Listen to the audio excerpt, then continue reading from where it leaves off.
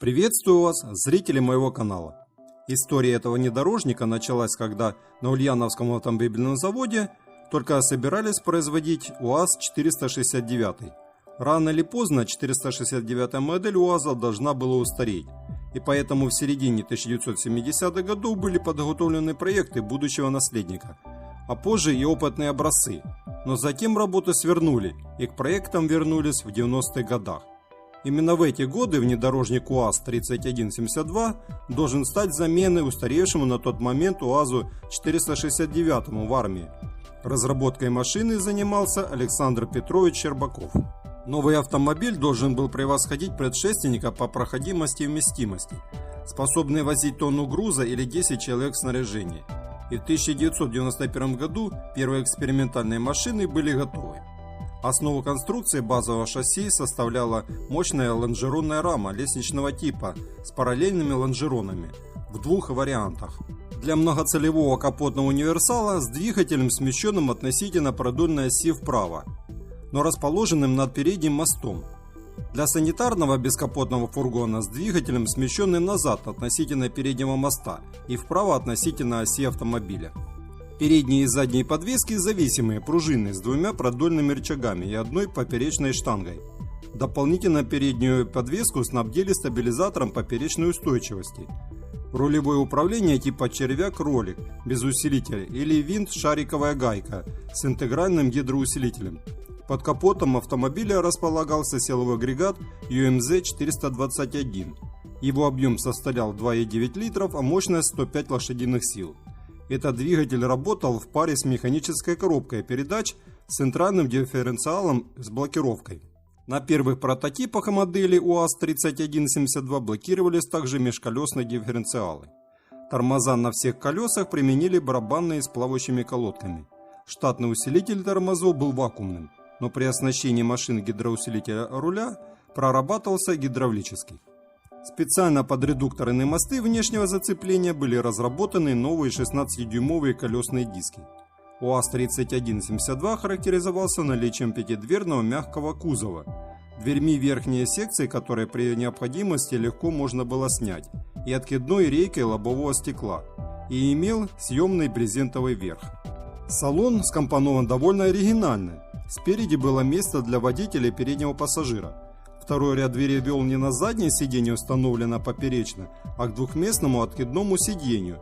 Сидеть пассажиры должны были боком к направлению движения, спина к спине, лицом к боковым окнам. В задней части салона у бортов размещались две мягкие трехместные лавки. Основной топливный бак был размещен за задней осью между лонжеронами, дополнительный слева. Дополнительно автомобиль оснащался шноркелем, благодаря чему можно было увеличивать глубину преодоления брода. Было изготовлено в течение 1991-1992 года 9 опытных образцов УАЗ-3172. Все они предназначались для испытаний. В том же 1991 году был создан один-единственный пятидверный гражданский вариант УАЗа.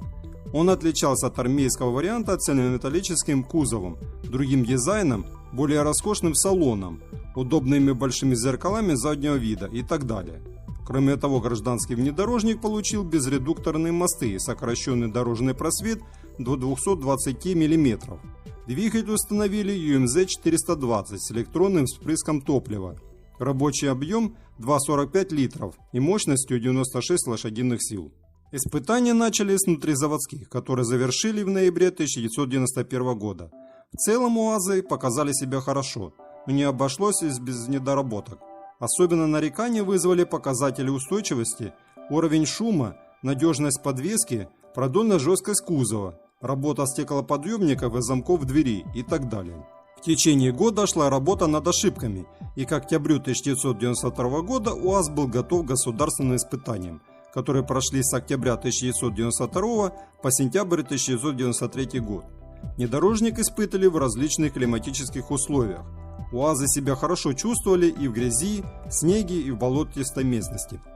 Более того, УАЗ-3172 по всем показателям превосходил предшественника УАЗ-469 и даже продемонстрировал полное превосходство над знаменитыми Land Rover 110 и Steyr Daimler Push. Впечатляющие возможности автомобиля так повлияли на приемную комиссию, что он в 1993 году был рекомендован к принятию на вооружение. На заводе даже начали размечать площадку под производство, но помешали его дальнейшему выпуску тяжелые 90-е годы. Министерство обороны не нашло денег для производства, да и завод сводил тогда концы с концами.